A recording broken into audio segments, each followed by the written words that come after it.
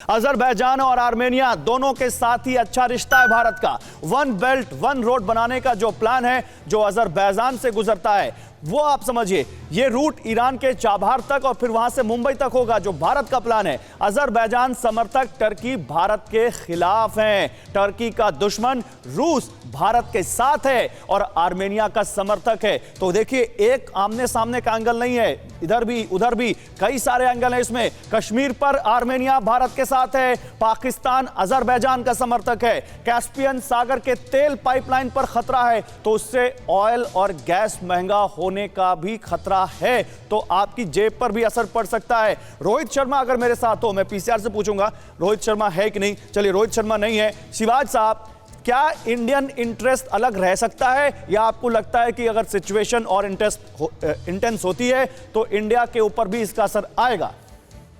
बिल्कुल आएगा गौरव, इसमें कोई दो राय नहीं। और सिचुएशन काफी कॉम्प्लेक्स होगी। जिस तरीके से आपने बताया है कि भारत के रिलेशन आर्मेनिया के साथ बेटर हैं, रूस के साथ अच्छे हैं, आर्मेनिया के साथ रूस है और अजरबैजान के साथ सारे के सारा मुस्लिम वर्ल्ड आ गया है, तो एक क्रिश्चियन वर्सेस मुस्लिम वाली जो बात आ गई है। मगर भारत ऐसी चीज में नहीं पड़ना चाहेगा, क्योंकि भारत के रिलेशन आर्मेनिया से भी अच्छे हैं, अजरबैजान से भी अच्छे हैं। क्योंकि अगर पूरा मुस्लिम वर्ल्ड आ जाता है अजरबैजान में, हम नहीं चाहेंगे खुल के किसी के अगेंस्ट आए, और हम चाहेंगे कि स्थिति को कंट्रोल में लाया जाए और किसी प्रकार से युद्ध को टाला जाए, क्योंकि युद्ध किसी के फायदे में नहीं है। मगर ये एक बहुत बड़ा कॉम्प्लेक्स एंगल आ गया है कि अजरबैजान के साथ भी हमारे रिलेशन, जैसे आपने बताया 4 बार से हमारी गैस पाइपलाइन उधर तक जानी है, हम दोनों से ही अच्छे रिलेशन रखते हैं। मुझे लगता नहीं कि चीन इस टाइम में किसी की तरफ आएगा, क्योंकि चीन को पता है उसको फायदे दोनों में है, आर्मेनिया के साथ भी और अजरबैजान के। शायद वो नहीं खुल के आएगा, मगर ये ऐसी स्थिति है तो क्या ये पूरा दारोमदार, अगर अमेरिका खुल के आता है तो स्थिति में फिर कॉम्प्लेक्सिटी आएगी। एज ऑन टुडे सवाल यही है, तो क्या ये पूरा दारोमदार आज यूएनएससी की होने वाली मीटिंग पर आकर टिक गया है? मनीष, मैं आता हूं शिवाज साहब।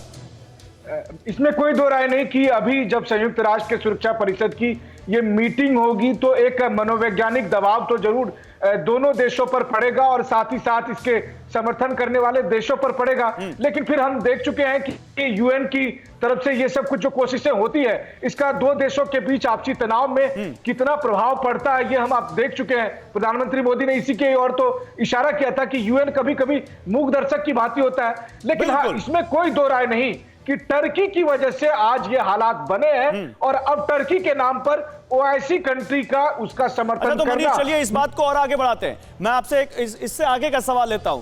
क्या जिस तरह से पाकिस्तान की एंट्री हुई है, टर्की की एंट्री हुई है, क्या ये माने कि अजरबैजान के बहाने अब इन देशों में भी एक होड़ लग गई है मुस्लिम देशों का लीडर खुद को साबित करने के लिए? यही हो रहा है। आप देखिए टर्की के प्रेसिडेंट अभी क्या कर रहे हैं। टर्की के प्रेसिडेंट ये जताने में लगे हैं कि अब मुस्लिम वर्ल्ड का नया लीडर मैं बनने वाला हूं। अब आप जो है वो सऊदी अरब को या फिर संयुक्त अरब अमीरात की तरफ मत देखिए। और इसी वजह से वो सब कुछ कोशिश है। और आज अजरबैजान की जो ये दिक्कत हो रही है, अजरबैजान और आर्मेनिया आमने सामने कम से कम जो पिछले 2 दिन से है, ये सिर्फ और सिर्फ तुर्की के राष्ट्रपति की जो महत्वाकांक्षा है उसका परिणाम है। और उस वजह से ये सब युद्ध और वो महत्वाकांक्षा तब गलत हो जाती है जब अपनी महत्वाकांक्षा के चक्कर में आप किसी के प्रोपेगेंडा को जब एंडोर्स करने लगते हैं। क्या आप पर भी बरपा है जालसाजी का कहर? सपने टूटे आपके, न घर के न घाट के।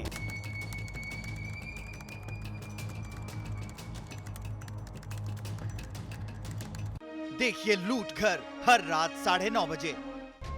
फिक्र आपकी,